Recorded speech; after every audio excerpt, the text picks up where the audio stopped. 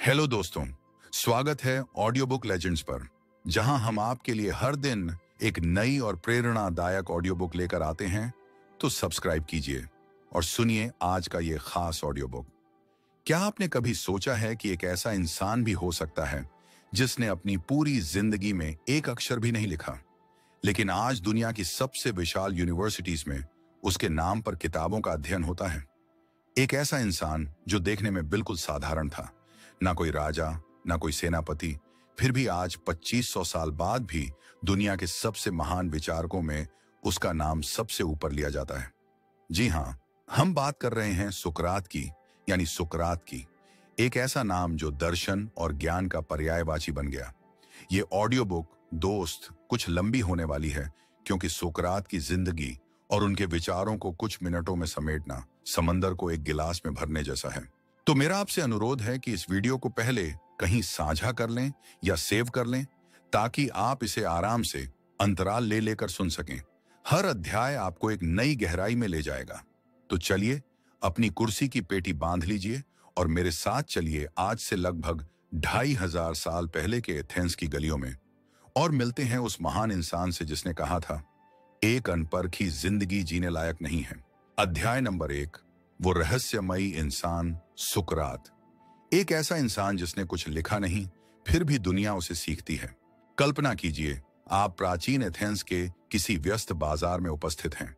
चारों तरफ संगमरमर की खूबसूरत इमारतें हैं, लोग रेशम और सूत के वस्त्रों में इधर उधर घूम रहे हैं, व्यापारी अपना सामान बेच रहे हैं और राजनेता लोकतंत्र पर भाषण दे रहे हैं। इसी समूह में आपको एक अजीब सा इंसान दिखाई देता है। उसके पैर नंगे हैं, वस्त्र साधारण और पुराने हैं, चेहरा कुछ खास आकर्षक नहीं, नाक छपटी और आंखें बहुत विशाल। वो कोई अमीर सौदागर नहीं लगता, ना ही कोई ताकतवर नेता। वो बस लोगों के पास जाता है और उनसे बहुत अजीब से सवाल पूछना शुरू कर देता है। वो एक मोची से पूछता है, न्याय क्या है? वो एक सेनापति से पूछता है, हिम्मत क्या होती है? वो एक राजनेता से पूछता है, एक अच्छा नागरिक होने का क्या मतलब है? पहले तो लोग उसे जवाब देने की कोशिश करते हैं, लेकिन उसके सवालों के आगे उनके सारे जवाब खोखले साबित हो जाते हैं। वो इंसान लोगों को यह एहसास दिला देता है कि जिसे वो ज्ञान समझ रहे थे, वो असल में सिर्फ उनकी राय है, उनकी धारणा है, सच नहीं। यही थे सुकरात, एक ऐसा इंसान जिसका काम ही लोगों के ज्ञान के अहंकार पर आघात करना था। सबसे हैरान करने वाली बात यह है कि सुकरात ने खुद कभी कुछ नहीं लिखा। एक भी किताब नहीं, एक भी पत्र नहीं, एक भी पंक्ति नहीं। तो फिर सवाल उठता है कि हम उनके बारे में इतना कुछ कैसे जानते हैं? इसका जवाब उनके शिष्यों में छिपा है, खास तौर पर प्लेटो और जेनोफोन में। प्लेटो, जो खुद एक महान दार्शनिक बने, अपने गुरु सुकरात से इतने प्रभावित थे कि उन्होंने अपनी कई किताबों में सुकरात को ही मुख्य पात्र बनाया। प्लेटो के लिखे हुए डायलॉग्स या संवाद ही वो झरोखा हैं जिनसे हम सुकरात की दुनिया में झांक पाते हैं। लेकिन यहीं पर एक बहुत मुख्य पहेली सामने आ जाती है, जिसे विद्वान द सोक्रेटिक प्रॉब्लम कहते हैं। पहेली यह है कि प्लेटो की बातों में कितना सुकरात है और कितना खुद प्लेटो। क्या प्लेटो ने हूबहू वही लिखा जो सुकरात कहते थे, या उन्होंने अपने गुरु के मुंह से अपने खुद के विचार दुनिया के सामने रखे? ये एक ऐसा सवाल है जिसका कोई पक्का जवाब आज तक नहीं मिल पाया है। ये ऐसा है मानो आप किसी की जीवनी का अध्ययन कर रहे हों जो उसके सबसे मुख्य प्रशंसक ने लिखी हो। जाहिर है उसमें कुछ मिलावट तो होगी ही, लेकिन इस रहस्य के बावजूद एक बात साफ है, सुकरात कोई साधारण इंसान नहीं थे। वो एथेंस के लिए एक गैडफ्लाई थे, एक ऐसी मक्खी जो अश्व को बार बार डंक मारकर उसे सोने नहीं देती, उसे जगाए रखती है। सुकरात एथेंस के समाज को, वहां के लोगों को अपने सवालों से डंक मारते थे। उन्हें उनकी अज्ञानता की नींद से जगाने की कोशिश करते थे। वो कहते थे कि वो सबसे बुद्धिमान इंसान इसलिए हैं क्योंकि वो ये जानते हैं कि वो कुछ नहीं जानते। सोचिए जरा, कितना गहरा आत्मविश्वास होगा उस इंसान में जो भरी सभा में ये स्वीकार कर सके कि मुझे कुछ नहीं पता। आज के दौर में जहां हर कोई खुद को विशेष साबित करने में लगा है, सुकरात का ये फलसफा एक बहुत मुख्य सीख देता है। वो ज्ञान देने का दावा नहीं करते थे, बल्कि वो कहते थे कि वो एक दाई की तरह हैं, जो बच्चे को जन्म नहीं देती बल्कि जन्म देने में मदद करती है। सुकरात भी लोगों के दिमाग में मौजूद विचारों को, सच को बस बाहर लाने में मदद करते थे, अपने सवालों के जरिए। उनकी ये आदत, उनका ये तरीका विशाल ज्ञानियों और नेताओं को चुभने लगा था। जब कोई इंसान आपके सालों पुराने विश्वासों पर सवाल उठाता है तो गुस्सा आना स्वाभाविक है। सुकरात यही कर रहे थे। वो किसी को नीचा दिखाने के लिए सवाल नहीं पूछते थे। उनका मकसद तो बस सच की खोज करना था, एक सामूहिक खोज। वो युवाओं के बीच बहुत लोकप्रिय थे। एथेंस के नौजवान युवक उनके पीछे पीछे घूमते थे, ये देखने के लिए कि कैसे सुकरात अपने सवालों से विशाल लोगों की बोलती बंद कर देते हैं। ये युवाओं के लिए एक मनोरंजन जैसा था, लेकिन एथेंस के शक्तिशाली लोगों के लिए ये एक खतरा बन गया था। उन्हें लगा कि सुकरात युवाओं को उकसा रहे हैं, उन्हें परंपराओं और देवताओं के खिलाफ कर रहे हैं। उन्हें अपनी सत्ता की नींव हिलती हुई नजर आने लगी थी। एक साधारण सा दिखने वाला, बिना किसी पद और पैसे वाला इंसान सिर्फ अपने दिमाग और अपनी जुबान के दम पर पूरे एथेंस के लिए एक चुनौती बन गया था। तो आखिर एथेंस के इस आम से दिखने वाले इंसान में ऐसा क्या खास था कि उसके दोस्त और दुश्मन दोनों ही उसे भुला नहीं पाए? और क्यों उसके अपने ही शहर के लोग उससे इतनी नफरत करने लगे कि उसे मौत की सजा सुना दी? इन सवालों के जवाब जानने के लिए हमें चलना होगा उस दौर के एथेंस की गलियों में। उस माहौल को समझना होगा जिसमें सुकरात सांस ले रहे थे। आखिर वो क्या वजहें थीं जिन्होंने एक दार्शनिक को अपराधी बना दिया? इन सब रहस्यों से आवरण हटाने के लिए आपको मेरे साथ अगले अध्याय तक चलना होगा। चलिए शुरू करते हैं अगला अध्याय, जहां हम उस शहर की कहानी जानेंगे जिसने सुकरात को बनाया भी और मिटाया भी। अध्याय नंबर 2, सुकरात का एथेंस। वो शहर जिसने सुकरात को बनाया और फिर उसी ने उसे जहर दे दिया। हर महान कहानी के पीछे उसके समय और समाज का एक मुख्य हाथ होता है। सुकरात को समझने के लिए हमें उस एथेंस को समझना होगा जिसमें वो जिए। ये कोई ऐसा वैसा समय नहीं था दोस्त, ये एथेंस का स्वर्ण युग था, the golden age of Athens. Pericles जैसे नेताओं के नेतृत्व में एथेंस कला, संस्कृति, वास्तुकला और लोकतंत्र का केंद्र बन चुका था। पार्थेनन जैसी शानदार इमारतें बन रही थीं।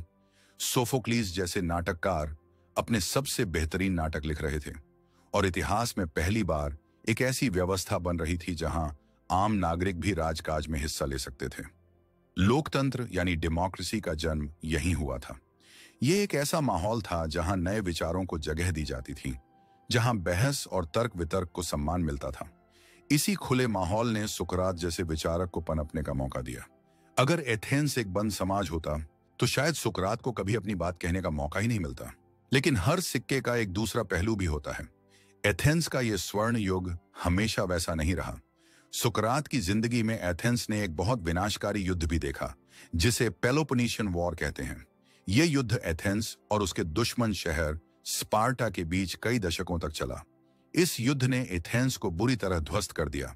उसकी दौलत खत्म हो गई, हजारों नागरिक मारे गए और एक समय ऐसा भी आया जब एथेंस में लोकतंत्र को हटाकर तानाशाही स्थापित कर दी गई, जिसे 30 तानाशाह का शासन कहा जाता है।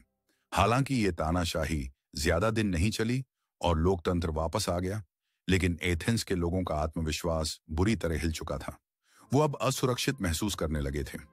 एक हार और अनिश्चितता का माहौल था और ऐसे माहौल में लोग अक्सर नए और चुनौती भरे विचारों से डरने लगते हैं।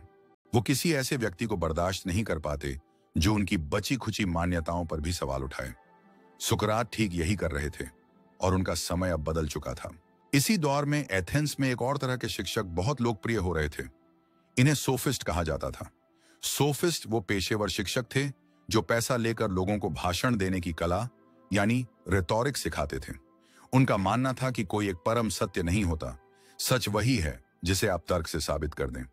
वो अपने छात्रों को सिखाते थे कि कैसे किसी भी बहस को जीता जाए, चाहे वो सही हो या गलत। उनके लिए ज्ञान एक बिकाऊ चीज थी। अब आप सोचिए, एक तरफ ये सोफिस्ट थे जो पैसे लेकर जीतना सिखा रहे थे और दूसरी तरफ थे सुकरात जो कहते थे कि मुझे कुछ नहीं पता, और वो किसी से एक पैसा भी नहीं लेते थे। सुकरात के लिए ज्ञान कोई बेचने की चीज नहीं थी, बल्कि वो एक आध्यात्मिक खोज थी, आत्मा को बेहतर बनाने का एक तरीका था। ये सोफिस्ट और सुकरात के बीच एक सीधी वैचारिक टक्कर थी। सुकरात अक्सर इन सोफिस्टों को सार्वजनिक रूप से चुनौती देते थे। वो उनके पास जाकर उनसे ही पूछने लगते थे कि ज्ञान क्या है या न्याय क्या है, और अपनी सवालों की श्रृंखला से ये साबित कर देते थे कि ये सोफिस्ट जो खुद को ज्ञानी कहते हैं असल में कितने खोखले हैं। इससे सोफिस्टों की प्रतिष्ठा को बहुत धक्का लगता था। उनकी दुकानदारी खतरे में आ गई थी। वो सुकरात से चिढ़ने लगे, उन्हें अपना दुश्मन मानने लगे। सुकरात ने इन सोफिस्टों के ज्ञान के गुब्बारे में अपनी सवालों की सुई चुभोना शुरू कर दिया था। वो लोगों से पैसे नहीं लेते थे, पर वो उनसे कुछ ऐसा छीन रहे थे जो पैसे से भी कीमती था, उनके झूठे ज्ञान का अहंकार। और यही टकराव आगे चलकर एक विशाल तूफान का रूप लेने वाला था। एथेंस का समाज जो पहले खुला था, अब युद्ध और हार के बाद शक्की हो गया था। उसे सुकरात की ये हरकतें अब शहर की व्यवस्था पर एक हमले जैसी लगने लगी थीं। एथेंस ने सुकरात को वो मंच दिया जहां वो अपनी फिलॉसफी को जी सके, लोगों से बात कर सके, बहस कर सके। लेकिन जब एथेंस खुद मुश्किल में आया तो उसी ने अपने सबसे अनोखे बेटे को शक की निगाह से देखना शुरू कर दिया। शहर को लगा कि सुकरात की बातें युवाओं को गुमराह कर रही हैं, उन्हें परंपराओं से दूर कर रही हैं। वो भूल गए कि सवाल करना ही तो लोकतंत्र की आत्मा होती है। पर सुकरात ये करते कैसे थे? वो कौन सा तरीका था जिससे वो विशाल ज्ञानियों को, सेनापतियों को, राजनेताओं को चंद सवालों में ही निरुत्तर कर देते थे? आखिर उनके सवालों में ऐसा क्या जादू था? इस जादू को, इस तरीके को दुनिया आज सुकरातिक मेथड के नाम से जानती है। और ये तरीका क्या है, ये कैसे काम करता है, ये जानेंगे हम अगले अध्याय में, जब हम बात करेंगे सुकरात के सबसे शक्तिशाली हथियार की। अध्याय नंबर 3, सोक्रेटिक मेथड, सवालों के जाल से सच निकालने की कला। तो दोस्तों, अब हम सुकरात के उस हथियार की बात करने जा रहे हैं जो किसी तलवार या भाले से ज्यादा तेज और असरदार था। यह कोई भौतिक हथियार नहीं था, यह था उनके सोचने और बात करने का तरीका, जिसे आज हम सुकराती पद्धति कहते हैं। यह सिर्फ सवाल पूछना नहीं है, यह सवालों के जरिए किसी को सच तक पहुंचाने की एक कला है। यह तरीका इतना शक्तिशाली है कि आज भी दुनिया की सबसे अच्छी लॉ स्कूल्स, मेडिकल स्कूल्स और बिजनेस स्कूल्स में इसका इस्तेमाल होता है, ताकि स्टूडेंट्स की क्रिटिकल थिंकिंग को बेहतर बनाया जा सके। तो चलिए इसे आसान भाषा में समझते हैं कि आखिर ये है क्या। सुकरात का मानना था कि वो किसी को कुछ सिखा नहीं सकते, वो बस उन्हें सोचने पर मजबूर कर सकते हैं। उनका काम ज्ञान देना नहीं, बल्कि सामने वाले के अंदर जो ज्ञान पहले से मौजूद है उसे बाहर निकलवाना था। यह तरीका काम कैसे करता है? मान लीजिए सुकरात किसी सेनापति से मिलते हैं जो दावा करता है कि वो जानता है हिम्मत क्या होती है। सुकरात कहेंगे, वाह, ये तो बहुत अच्छी बात है, मैं हमेशा से ये जानना चाहता था, क्या आप मुझे सिखाएंगे कि हिम्मत क्या है?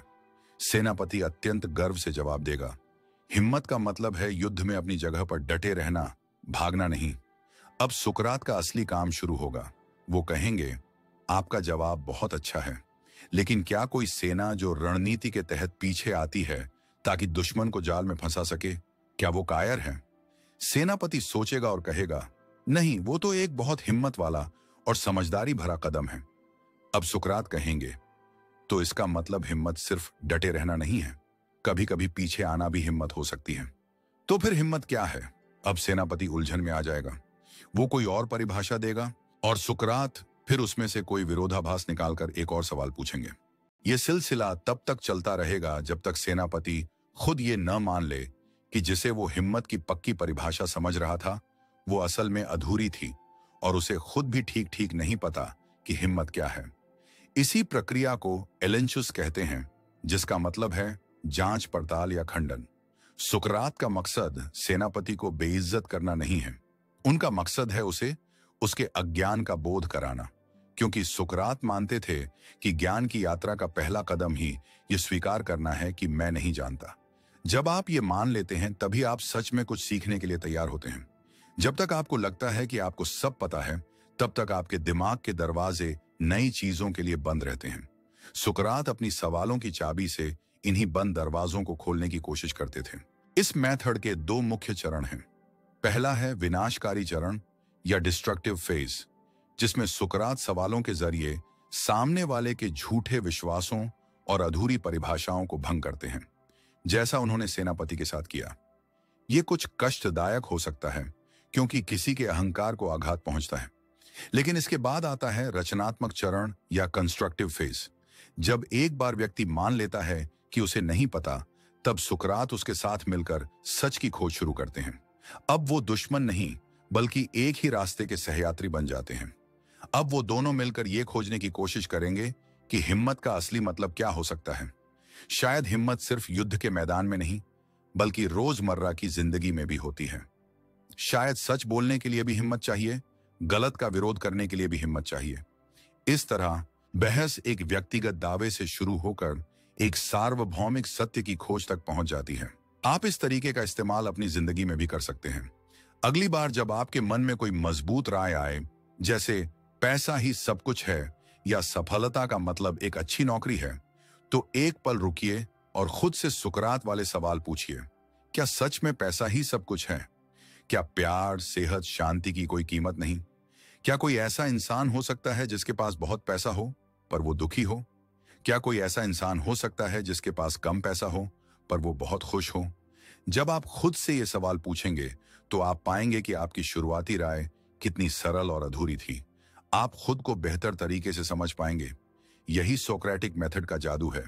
यह आपको बाहरी दुनिया के साथ साथ आपकी अपनी भीतरी दुनिया की यात्रा कराता है। पर सुकरात सिर्फ तरीकों तक ही सीमित नहीं थे। उन्होंने इस तरीके का इस्तेमाल जीवन के सबसे मुख्य सवाल का जवाब खोजने के लिए किया। वो सवाल क्या था? वो था, एक अच्छी जिंदगी क्या है? और इसी खोज में उन्होंने एक ऐसा वाक्य कहा जो आज भी अमर है, The unexamined life is not worth living। इस एक वाक्य में क्या गहरा राज छिपा है? क्यों एक अनपरखी जिंदगी जीने लायक नहीं है? इस गहरे सवाल के समंदर में गोता लगाने के लिए आपको अगले अध्याय का इंतजार करना होगा। अध्याय नंबर 4, एक अनपरखी जिंदगी। क्या आप सच में अपनी जिंदगी जी रहे हैं? The unexamined life is not worth living for a human being। यानी एक इंसान के लिए एक अनपरखी, बिना जांची परखी जिंदगी जीने लायक नहीं है। यह सिर्फ एक वाक्य नहीं है दोस्त, यह सुकरात के पूरे दर्शन का निचोड़ है, उनकी जिंदगी का सार है। ये वो शब्द हैं जो उन्होंने अपनी मौत के मुकद्दमे के दौरान कहे थे, जब उन्हें अपनी जान बचाने के लिए चुप रहने का मौका दिया गया था। उन्होंने मौत को चुनना बेहतर समझा, बजाय एक ऐसी जिंदगी जीने के जिसमें वो सवाल न कर सकें, जिसमें वो सत्य की खोज न कर सकें। तो आखिर इसका मतलब क्या है?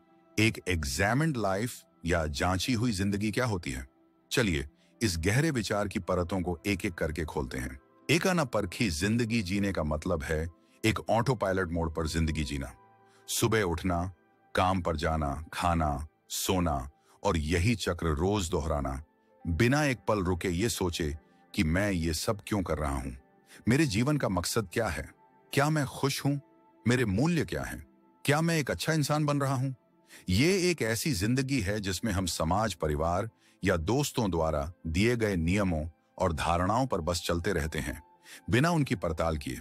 हम वही नौकरी करते हैं जो हमें सुरक्षित लगती है, हम उन्हीं परंपराओं को मानते हैं जो हमें सिखाई गई हैं, हम उन्हीं चीजों के पीछे भागते हैं जिनके पीछे सब भाग रहे हैं, पैसा, शोहरत, ताकत।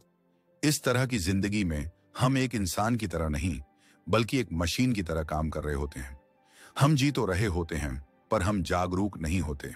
सुकरात के अनुसार इंसान और जानवर में सबसे मुख्य फर्क यही है कि इंसान के पास तर्क और आत्मचेतना की क्षमता है। हम खुद से सवाल पूछ सकते हैं, हम अपने विचारों पर विचार कर सकते हैं, और अगर हम इस क्षमता का इस्तेमाल नहीं कर रहे तो हम अपनी इंसान होने की सबसे मुख्य खासियत को बर्बाद कर रहे हैं। एक जांची हुई जिंदगी जीने का मतलब है अपनी आत्मा की देखभाल करना। सुकरात के लिए शरीर और दौलत से ज्यादा जरूरी आत्मा थी। और आत्मा की देखभाल कैसे होती है? अपने विचारों, अपनी इच्छाओं, अपने कर्मों की रोजाना जांच पड़ताल करके। ये खुद से पूछने जैसा है, आज मैंने जो किया क्या वो सही था? आज मैंने जो सोचा क्या वो नेक था? क्या मैं अपने डर और अपनी लालसाओं का गुलाम तो नहीं बन रहा हूं? ये एक तरह का मेंटल और स्पिरिचुअल ऑडिट है। सोचिए, हम अपने यान की सर्विसिंग कराते हैं, अपने शरीर का मेडिकल चेकअप कराते हैं, लेकिन हम अपनी आत्मा, अपने मन की सर्विसिंग कितनी बार कराते हैं? सुकरात हमें यही करने के लिए कह रहे हैं। यह प्रक्रिया आसान नहीं है। जब आप अपनी जिंदगी को परखना शुरू करते हैं तो आपको कई ऐसी चीजें मिलती हैं जो आपको पसंद नहीं आएंगी। आपको अपनी कमजोरियां दिखेंगी, अपने डर दिखेंगे, अपनी गलतियां दिखेंगी।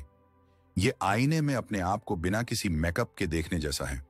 ये असहज हो सकता है। शायद इसीलिए ज्यादातर लोग एक अनपरखी जिंदगी जीना पसंद करते हैं, क्योंकि वो इस असहज सच का सामना नहीं करना चाहते। लेकिन सुकरात कहते हैं कि इसी प्रक्रिया से गुजर कर ही आप एक बेहतर, ज्यादा गुणी और ज्यादा सच्ची जिंदगी जी सकते हैं। जब तक आप अपनी बीमारी को जानेंगे नहीं, तब तक आप उसका इलाज कैसे करेंगे? तो आप अपनी जिंदगी को कैसे परख सकते हैं? इसकी शुरुआत छोटे छोटे सवालों से होती है। आप जो भी काम करते हैं, खुद से पूछिए, मैं ये क्यों कर रहा हूं? आप जिन चीजों में विश्वास करते हैं, खुद से पूछिए, क्या मेरे पास इस विश्वास का कोई मजबूत आधार है या मैंने बस इसे मान लिया है? अपने रिश्तों को परखिए, अपनी आदतों को परखिए, अपने सपनों को परखिए। क्या आपके सपने सच में आपके हैं या समाज ने आपके ऊपर थोप दिए हैं?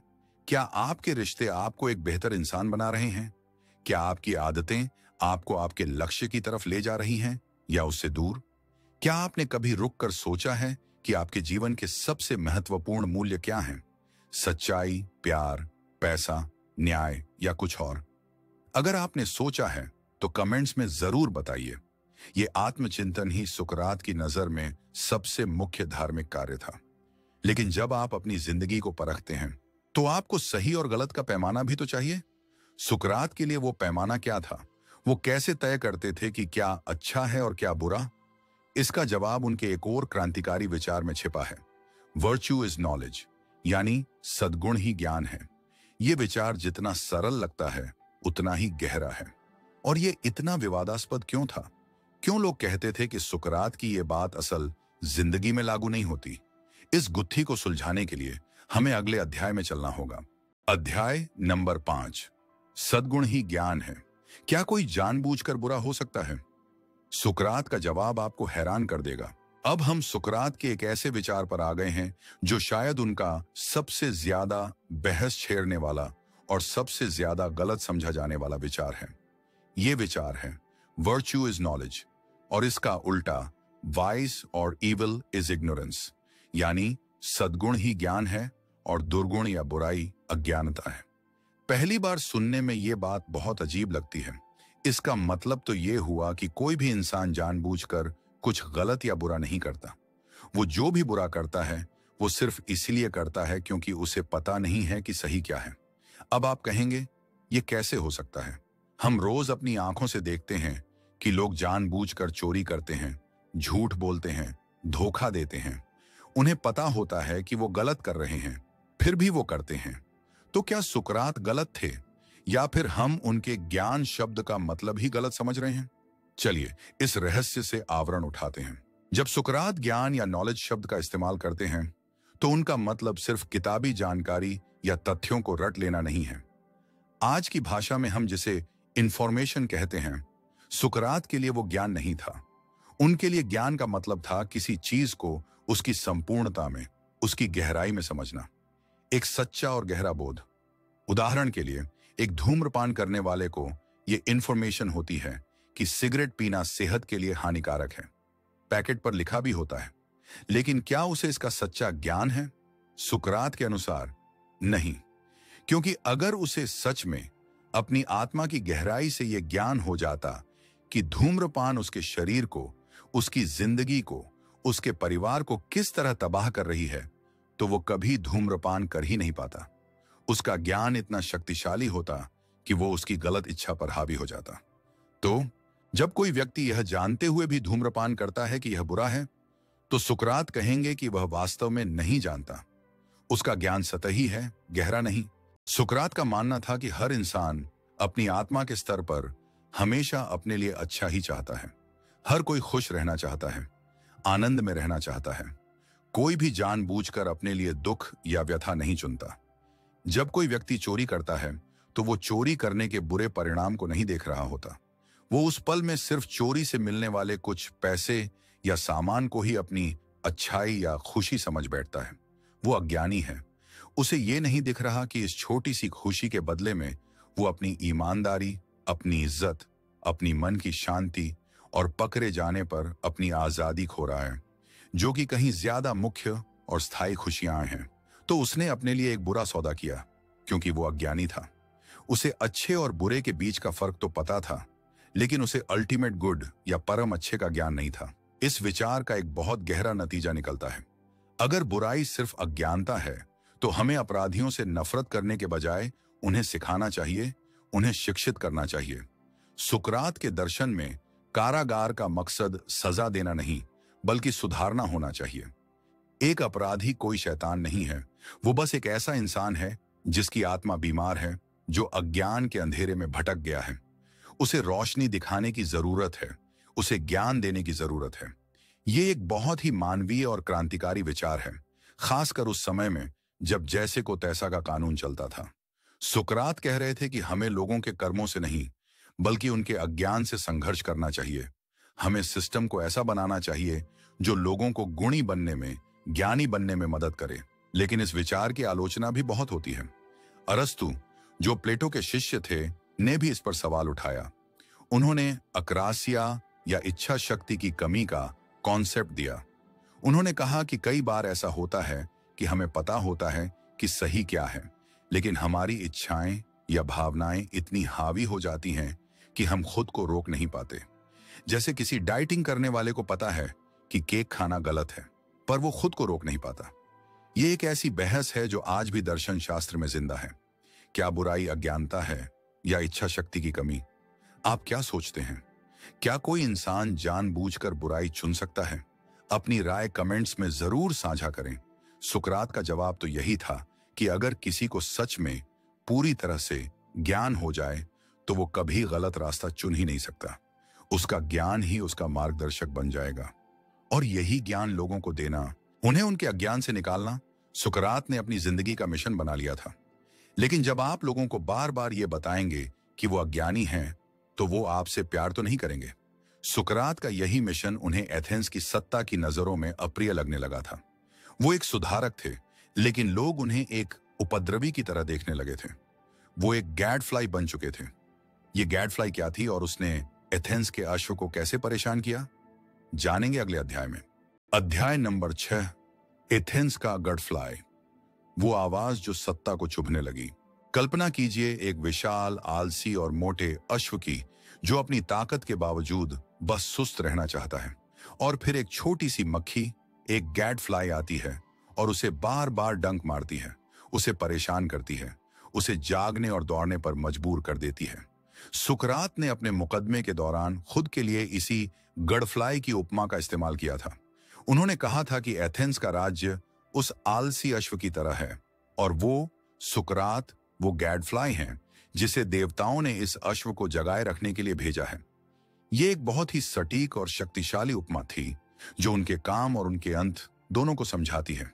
एक गैडफ्लाई का काम अश्व को डंक मारना है, उसे तकलीफ देना है ताकि वो बेहतर बन सके। लेकिन अश्व को वो गैडफ्लाई कभी पसंद नहीं आता। वो बस उसे मारकर अपनी सुस्ती में वापस लौटना चाहता है। सुकरात एथेंस के लिए यही कर रहे थे। वो एथेंस के नागरिकों को, उसके नेताओं को, उसके कवियों को, उसके कारीगरों को, सबको अपने सवालों से डंक मार रहे थे। वो उनसे उनकी सबसे प्रिय धारणाओं के बारे में सवाल पूछ रहे थे। वो उनसे पूछ रहे थे कि जिसे वो न्याय, सुंदरता, सच्चाई कहते हैं, क्या वो सच में उसका मतलब भी जानते हैं? सुकरात का मकसद उन्हें परेशान करना नहीं था। उनका मकसद था एथेंस को नैतिक और बौद्धिक रूप से सुस्त होने से बचाना। वो चाहते थे कि एथेंस के नागरिक सिर्फ नाम के लिए नागरिक न हों, बल्कि वो अपनी जिम्मेदारियों को समझें, अपने मूल्यों को जानें और एक बेहतर समाज बनाने में योगदान दें। वो एक तरह से समाज के कॉन्शियस कीपर, यानी अंतरात्मा के रक्षक बन गए थे। लेकिन जैसा कि होता है, जब आप सत्ता पर, स्थापित मान्यताओं पर और लोगों के अहंकार पर सवाल उठाते हैं, तो आप दोस्त कम और दुश्मन ज्यादा बनाते हैं। सुकरात किसी से निजी दुश्मनी नहीं रखते थे, लेकिन उनकी मेथड ही ऐसी थी कि लोग खुद को अपमानित महसूस करने लगते थे। सोचिए, एथेंस का कोई महान राजनेता जो हजारों लोगों के सामने भाषण देता है, जब सुकरात के कुछ सवालों के सामने निरुत्तर हो जाता होगा, और वो भी युवाओं के समूह के सामने, तो उसे कैसा महसूस होता होगा? उसे लगता होगा कि सुकरात ने भरी सभा में उसकी इज्जत उतार दी। वो सुकरात से नफरत करने लगता था। सुकरात ने ऐसे कई शक्तिशाली दुश्मन बना लिए थे, राजनेता, कवि और वो सोफिस्ट जिनकी दुकानदारी वो बंद करवा रहे थे। ये लोग मौके की तलाश में थे कि कब सुकरात को रास्ते से हटाया जाए। सुकरात का गढ़ फ्लाई वाला काम उस समय और ज्यादा खतरनाक हो गया, जब एथेंस राजनीतिक रूप से अस्थिर था। पेलोपोनेशियन वॉर में हार और 30 टायरेंट्स के क्रूर शासन ने एथेंस के समाज में एक डर पैदा कर दिया था। लोग किसी भी तरह की आलोचना या सवाल जवाब को अब लोकतंत्र पर हमले के तौर पर देखने लगे थे। उन्हें लगता था कि सुकरात की ये नकारात्मकता, ये हर चीज पर सवाल उठाने की आदत युवाओं को राज्य के प्रति विद्रोही बना रही है। उन्हें डर था कि सुकरात के प्रभाव में आकर युवा पुराने देवताओं और परंपराओं का सम्मान करना त्याग देंगे, जिससे शहर पर देवताओं का प्रकोप बरसेगा। उनका डर निराधार भी नहीं था। सुकरात के कई शिष्य जैसे एल्सिबाइडीज और क्रिथियस आगे चलकर एथेंस के लिए मुख्य मुसीबत बने थे। हालांकि सुकरात इसके लिए सीधे तौर पर जिम्मेदार नहीं थे, लेकिन उनके दुश्मनों को एक बहाना मिल गया। उन्होंने कहना शुरू कर दिया, देखो, ये सुकरात के ही सिखाए हुए लोग हैं जो शहर को बर्बाद कर रहे हैं। एक तरफ सुकरात खुद को शहर का सबसे मुख्य हितैषी मानते थे, एक ऐसा डॉक्टर जो कट्टू दवा देकर शहर की बीमारी ठीक करना चाहता है। दूसरी तरफ शहर के शासक और कई आम लोग उन्हें एक बीमारी की तरह देखने लगे थे, एक ऐसा वायरस जो समाज की नींव को खोखला कर रहा है। ये नजरों का फर्क था, इरादों का नहीं। सुकरात का इरादा नेक था, लेकिन उनका तरीका लोगों को चुभता था। वो शहर को जगाना चाहते थे, पर शहर सोना चाहता था। और एक आलसी अश्व अक्सर उस गैडफ्लाई को मार डालता है जो उसे बहुत ज्यादा परेशान करता है। एथेंस भी अब यही करने की तैयारी कर रहा था। सुकरात के खिलाफ एक जाल बुना जा रहा था, एक ऐसा कानूनी जाल जिसमें उन्हें फंसाकर हमेशा के लिए चुप कराया जा सके। लेकिन सुकरात की कहानी सिर्फ उनकी नहीं है, ये उन लोगों की भी है जिन्होंने उन्हें समझा, उन्हें सुना और उनकी बातों को अमर बना दिया। कौन थे ये लोग? कौन थे सुकरात के वो शिष्य जिनकी वजह से आज हम ये सब बातें कर पा रहे हैं? और क्या उन शिष्यों ने सच में सुकरात को वैसा ही दिखाया जैसे वो थे? ये जानने के लिए चलिए अगले अध्याय में, जहां हम मिलेंगे सुकरात के सबसे प्रसिद्ध शागिर्दों से। अध्याय नंबर 7, गुरु ऐसा जिसके शिष्य ने उसे अमर बना दिया। जैसा कि हमने पहले अध्याय में बात की थी, सुकरात ने खुद कुछ नहीं लिखा। उनकी कहानी, उनके विचार हम तक पहुंचे हैं दूसरों के लिखे शब्दों के जरिए। इनमें सबसे महत्वपूर्ण हैं उनके 2 शिष्य, ज़ीनोफोन और प्लेटो। अगर ये दोनों न होते तो शायद सुकरात का नाम इतिहास के पन्नों में कहीं खो गया होता। लेकिन इन दोनों ने अपने गुरु को इतने अलग अलग तरीकों से याद किया कि कभी कभी लगता है कि वो 2 अलग अलग सुकरात की बात कर रहे हैं। इन दोनों के नजरिए को समझना बहुत जरूरी है, क्योंकि इसी से हमारी आज की सुकरात की छवि बनी है। पहले बात करते हैं ज़ेनोफोन की। ज़ेनोफोन एक इतिहासकार और सैनिक थे। वो एक बहुत ही व्यावहारिक इंसान थे। उन्होंने सुकरात के बारे में जो कुछ भी लिखा, जैसे मेमोरेबिलिया और एपोलॉजी, वो एक सरल व्यावहारिक सुकरात को दिखाता है।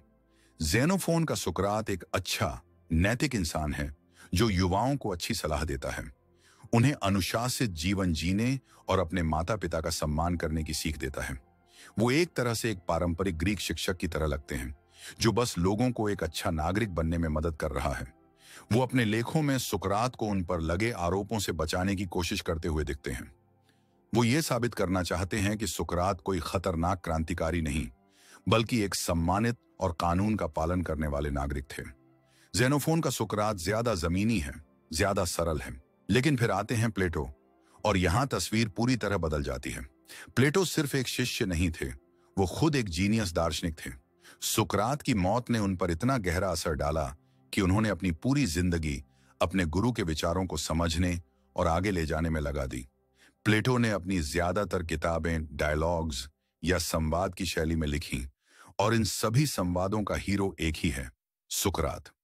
प्लेटो का सुकरात सिर्फ एक नैतिक उपदेशक नहीं है, वो एक महान मेटाफिजिशियन है, एक ऐसा दार्शनिक जो आत्मा की अमरता, न्याय के असली रूप और फॉर्म्स के सिद्धांत जैसी गहरी और जटिल बातों पर चर्चा करता है। ये एक ऐसा सुकरात है जो ज़ेनोफोन के सुकरात से कहीं ज्यादा बौद्धिक, कहीं ज्यादा रहस्यमयी और कहीं ज्यादा क्रांतिकारी है। अब सवाल ये उठता है कि असली सुकरात कौन था, ज़ेनोफोन वाला सरल शिक्षक या प्लेटो वाला महान दार्शनिक? ज्यादातर विद्वान मानते हैं कि सच्चाई इन दोनों के बीच में कहीं है। प्लेटो के शुरुआती डायलॉग्स जैसे एपोलॉजी, क्रीटो, यूथिफ्रो में जो सुकरात दिखता है वो शायद असली सुकरात के ज्यादा करीब है। इन डायलॉग्स में सुकरात वही सवाल जवाब वाली पद्धति का इस्तेमाल करते हैं और कहते हैं कि वो कुछ नहीं जानते। लेकिन प्लेटो के बाद के डायलॉग्स जैसे द रिपब्लिक या फेडो में सुकरात विशाल सिद्धांतों की बात करने लगते हैं, जैसे थ्योरी ऑफ फॉर्म्स। ज्यादातर विद्वानों का मानना है कि ये प्लेटो के अपने विचार थे जो उन्होंने सम्मानवश अपने गुरु सुकरात के मुंह से कहलवाए। प्लेटो ने अपने गुरु को एक पात्र के रूप में इस्तेमाल करके अपनी फिलॉसफी को दुनिया के सामने रखा। तो क्या प्लेटो ने हमें धोखा दिया? नहीं, ऐसा कहना गलत होगा। प्लेटो ने सुकरात के बीज को लेकर उसे एक विशाल वृक्ष बना दिया। उन्होंने सुकरात की सवाल पूछने की भावना को लिया और उसे एक पूरे दार्शनिक सिस्टम में बदल दिया।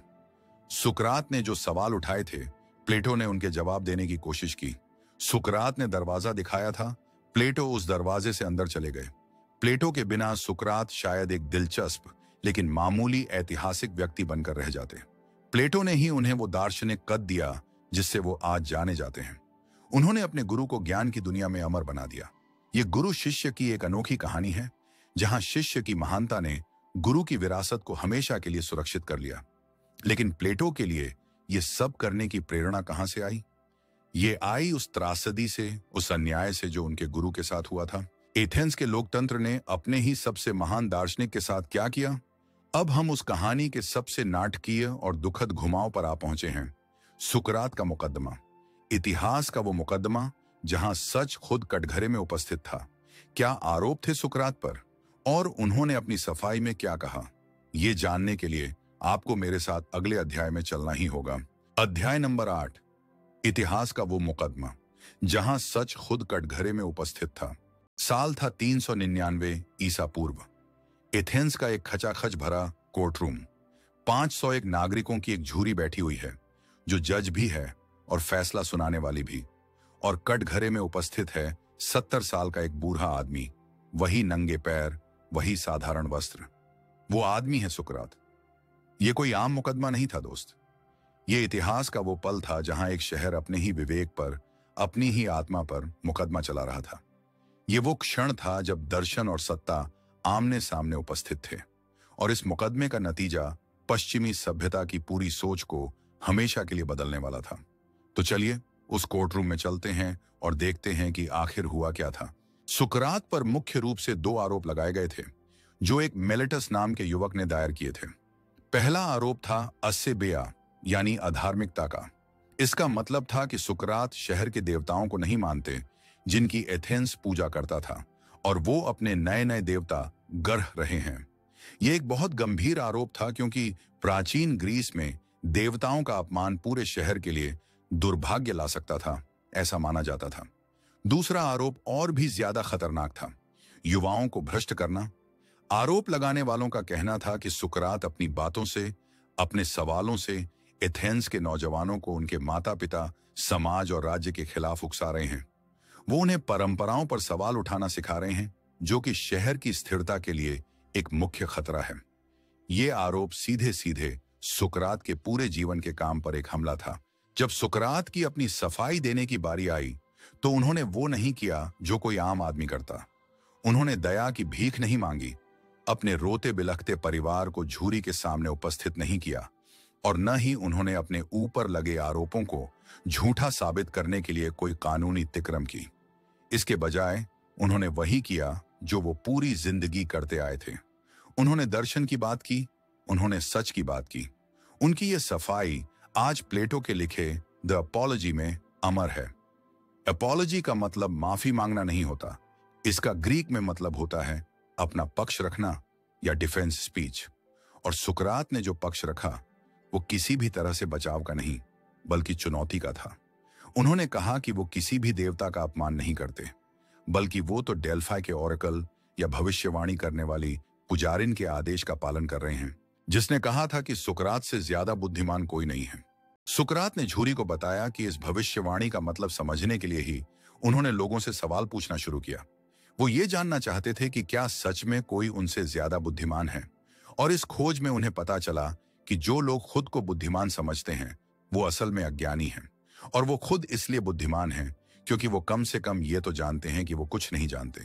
उन्होंने कहा कि वो युवाओं को भ्रष्ट नहीं कर रहे, बल्कि वो तो उन्हें आत्म परीक्षा करना सिखा रहे हैं। जो कि एक इंसान के लिए सबसे जरूरी चीज है। यहीं पर उन्होंने वो अपनी प्रसिद्ध पंक्ति कही, एक अनपरखी जिंदगी जीने लायक नहीं है। उन्होंने झूरी से कहा कि वो एथेंस के लिए एक गैडफ्लाई की तरह है, जिसे देवताओं ने भेजा है ताकि ये राज्य सौ न जाए, और अगर वो उन्हें मार देंगे तो वो खुद अपना ही नुकसान करेंगे, क्योंकि उनके जैसा दूसरा गैडफ्लाई उन्हें आसानी से नहीं मिलेगा। सोचिए जरा, मौत के सामने उपस्थित होकर कोई इतनी निडरता से बात कर सकता है। सुकरात झूरी को खुश करने की कोशिश नहीं कर रहे थे, वो उन्हें सिखाने की कोशिश कर रहे थे। उन्होंने अपनी जिंदगी और अपने मिशन को पूरी ईमानदारी से झूरी के सामने रख दिया, लेकिन उनकी ये बातें, उनकी ये बौद्धिक ईमानदारी 501 आम नागरिकों की झूरी के समझ नहीं आई। उन्हें सुकरात का ये रवैया अहंकार भरा लगा। उन्हें लगा कि ये आदमी कानून का सम्मान नहीं कर रहा, बल्कि उनका उपहास कर रहा है। वोटिंग हुई और बहुत कम अंतर से सुकरात को दोषी पाया गया। उस समय के कानून के हिसाब से दोषी पाए जाने के बाद अभियोक्ता और दोषी दोनों को सजा का प्रस्ताव देना होता था, और झूरी दोनों में से एक को चुनती थी। अभियोक्ताओं ने मौत की सजा मांगी। अब सुकरात के पास मौका था कि वो कोई हल्की सा, जैसे जुर्माना या देश निकाला, मांगकर अपनी जान बचा सकते थे। लेकिन सुकरात तो सुकरात थे। उन्होंने जो सजा अपने लिए मांगी, उसे सुनकर पूरी झूरी सन्न रह गई। उन्होंने क्या मांगा? उन्होंने कहा कि शहर को परेशान करने, उसे जगाने के इस महान काम के बदले में उन्हें सजा नहीं बल्कि इनाम मिलना चाहिए। उन्हें प्राइटानियन में मुफ्त भोजन दिया जाना चाहिए, एक ऐसा सम्मान जो सिर्फ ओलंपिक विजेताओं और शहर के नायकों को मिलता था। ये झूरी का घोर अपमान था। अब झूरी के पास कोई विकल्प नहीं बचा। उन्होंने पहले से भी ज्यादा विशाल बहुमत से सुकरात के लिए मौत की साह चुन ली। एक ऐसा दार्शनिक जो जिंदगी भर ज्ञान और सद्गुण की बात करता रहा, उसे उसी के शहर ने जहर का प्याला पीने का हुक्म सुना दिया। लेकिन कहानी यहां खत्म नहीं होती। सजा सुनाए जाने और सजा दिए जाने के बीच लगभग 1 महीने का वक्त था। इस 1 महीने में क्या हुआ? क्या सुकरात ने भागने की कोशिश की? मौत के इतने करीब आकर उनके क्या विचार थे? इस अंतिम और सबसे मार्मिक यात्रा के लिए चलिए अगले अध्याय में। अध्याय नंबर 9। मौत के सामने भी जिसने सिद्धांतों का साथ नहीं त्यागा। फैसला सुनाया जा चुका था। सुकरात, एथेंस का वो गैडफ्लाई, अब एक अपराधी थे जिन्हें मौत की सजा मिली थी। उन्हें कारागार में डाल दिया गया ताकि वो अपनी मृत्यु का इंतजार कर सकें। उन्हें जो मौत दी जानी थी वो थी हेमलॉक नाम के एक जहरीले पौधे का रस पीकर। यह कोई धीमी और कष्टदायक मृत्यु नहीं थी, बल्कि शरीर को धीरे धीरे सुन्न कर देने वाली मृत्यु थी। लेकिन साजा मिलने और साजा दिए जाने के बीच 1 महीने का फासला था। ऐसा इसलिए हुआ क्योंकि एथेंस से एक पवित्र जहाज दिलोस द्वीप की यात्रा पर गया हुआ था, और जब तक वो जहाज वापस नहीं आ जाता तब तक शहर में किसी को भी मृत्यु दंड नहीं दिया जा सकता था। इस 1 महीने में सुकरात ने कारागार में अपना समय कैसे बिताया? यह उनकी जिंदगी का शायद सबसे महत्वपूर्ण समय था, जहां उनके शब्द नहीं बल्कि उनके कर्म उनकी फिलॉसफी की सबसे मुख्य परीक्षा दे रहे थे। एक सुबह सूरज उगने से पहले सुकरात का एक बहुत ही अमीर और पुराना दोस्त क्रिटो चुपके से उनकी कोठरी में आया। क्रिटो ने सारी तैयारी कर ली थी। उसने कारागार के रक्षकों को रिश्वत दे दी थी और एक जहाज का भी इंतजाम कर लिया था जो सुकरात को एथेंस से दूर किसी दूसरे शहर ले जा सकता था। क्रिटो ने सुकरात से भाग जाने की मिन्नतें की। उसने कई दलीलें दी। उसने कहा, सुकरात, अगर तुम मर गए तो मैं अपना सबसे अच्छा दोस्त खो दूंगा। लोग कहेंगे कि मैं कैसा दोस्त हूं जो पैसे खर्च करके भी अपने दोस्त को नहीं बचा सका। तुम्हारे बच्चे अनाथ हो जाएंगे, उनकी देखभाल कौन करेगा? और सबसे मुख्य बात, तुम अपने शत्रुओं को सफल होने दे रहे हो। वो तो चाहते ही यही हैं कि तुम मर जाओ। क्रिटो की बातें बहुत भावुक और तर्कसंगत थीं। कोई भी आम इंसान शायद उसकी बात मानकर भाग जाता, लेकिन सुकरात ने जो जवाब दिया वो उनके चरित्र और उनके दर्शन की असली मिसाल है। ये पूरा संवाद प्लेटो ने क्रिटो नाम के अपने डायलॉग में लिखा है। सुकरात ने क्रिटो से कहा, मेरे प्यारे क्रिटो, तुम्हारी चिंता जायज है, लेकिन हमें भावनाओं में बहकर फैसला नहीं लेना चाहिए। हमें तर्क से सोचना चाहिए कि सही काम क्या है। सुकरात ने क्रिटो से कहा, जारा, सोचो, अगर मैं यहां से भाग जाता हूं तो मैं क्या संदेश दूंगा? मैं पूरी जिंदगी न्याय और कानूनों का सम्मान करने की बात करता रहा। एथेंस के कानूनों ने मुझे जन्म दिया, मुझे पाला पोसा, मुझे शिक्षा दी, मुझे शादी करने का अधिकार दिया। मैंने इसी शहर में रहने का चुनाव किया, इसके कानूनों के तहत जीने का एक अघोषित समझौता किया। आज जब वही कानून मेरे खिलाफ फैसला सुना रहे हैं, भले ही वो फैसला गलत हो, तो क्या मुझे उन्हें भंग करके भाग जाना चाहिए? सुकरात ने एक बहुत ही शक्तिशाली कल्पना की।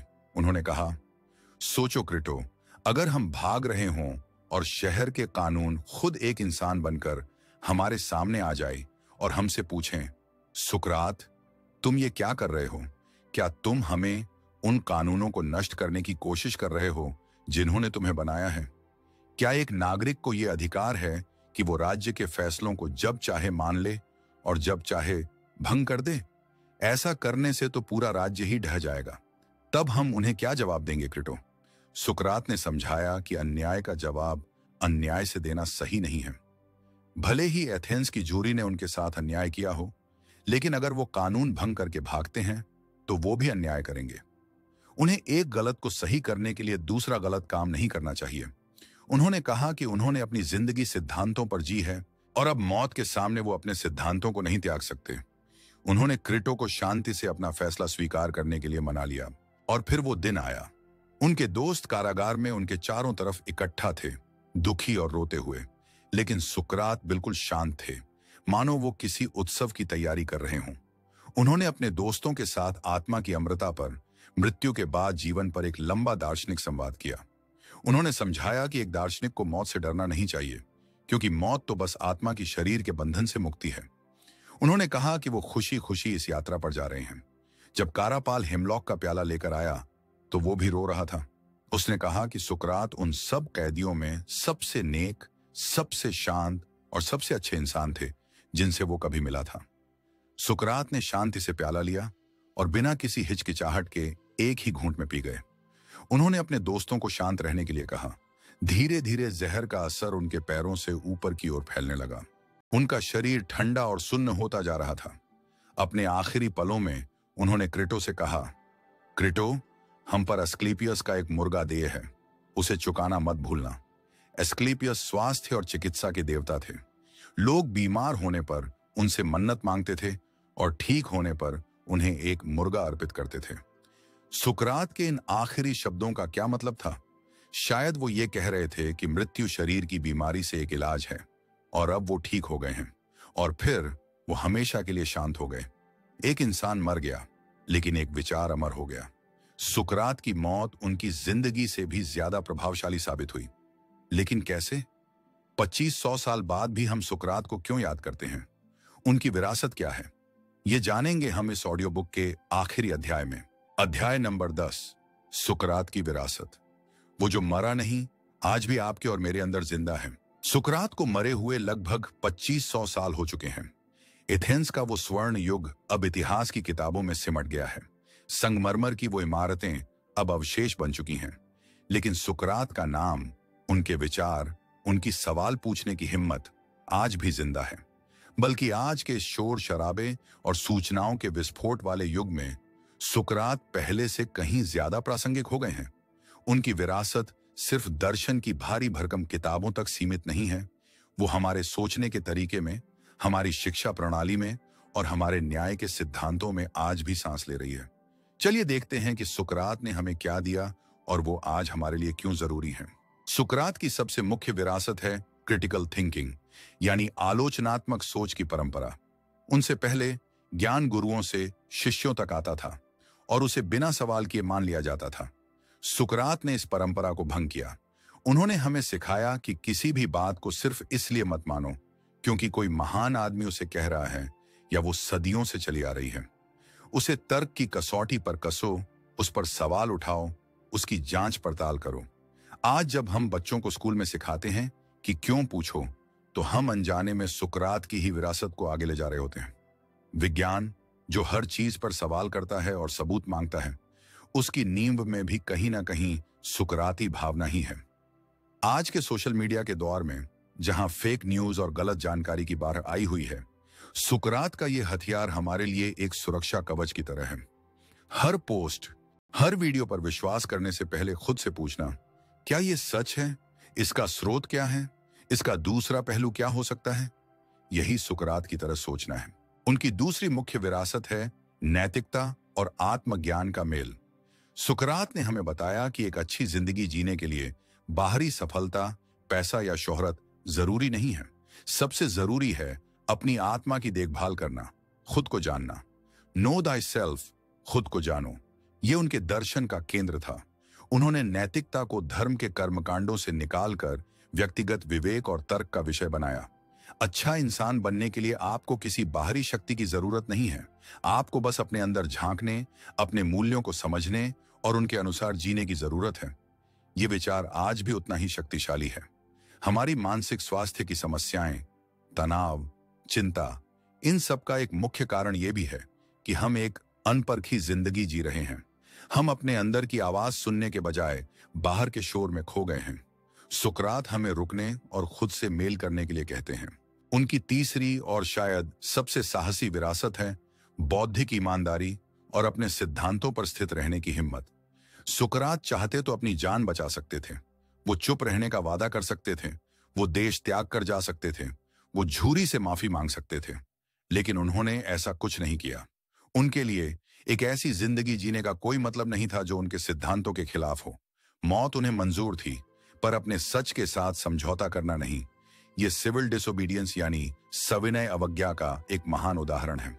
जब मार्टिन लूथर किंग जूनियर या महात्मा गांधी जैसे नेताओं ने अन्यायपूर्ण कानूनों का शांति से विरोध किया, तो उनके इस संघर्ष में सुकरात की आत्मा भी शामिल थी।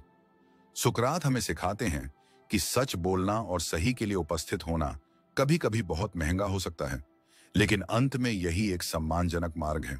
सुकरात ने कोई जवाब नहीं दिए, उन्होंने बस सही सवाल पूछना सिखाया। उन्होंने हमें कोई मंजिल नहीं दिखाई, उन्होंने बस हमें सही मार्ग पर चलना सिखाया। वो एक शिक्षक नहीं, एक प्रेरक थे।